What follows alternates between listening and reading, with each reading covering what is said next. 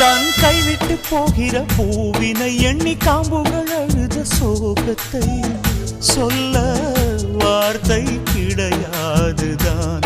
கொண்ட காதலி பிரியும் வேளையில் கண்ணில் கண்ணீரை ஏந்தவும் அனுமதி மறுத்த கடவுள் சரிகாரந்தான். மணமகளான என் பிரியமான தோழி, நீயுள்ள திசை எண்ணியே நான் வாழ்வேன்.